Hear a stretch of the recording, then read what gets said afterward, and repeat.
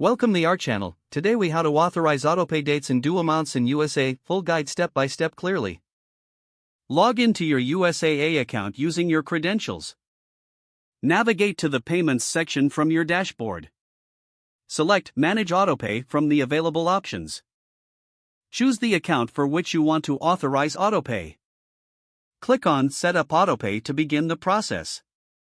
Review the due date options presented. Select the date that aligns with your billing cycle. Next, enter the amount you wish to authorize for autopay. Review the frequency options for automatic payments.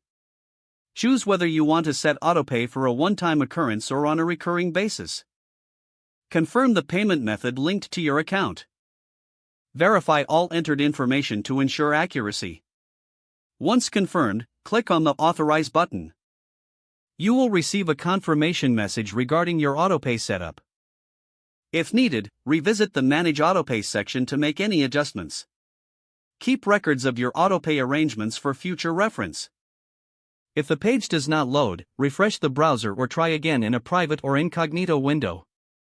Make sure you are using the correct email address, then retype it carefully to avoid small typos. If your password is not accepted, use the reset option and create a new strong password you can remember. Check your spam folder for verification or security emails, then complete any requested confirmation steps. Enable two-factor authentication if available to improve account security and reduce unauthorized access risk. After signing in, review your profile details so your contact information and settings are accurate and current. If you see an error message, note it down and try again after restarting your device and internet connection. Log out when you finish, especially on shared devices, to keep your account and payment information secure. If the page does not load, refresh the browser or try again in a private or incognito window. Make sure you are using the correct email address, then retype it carefully to avoid small typos. If your password is not accepted, use the reset option and create a new strong password you can remember.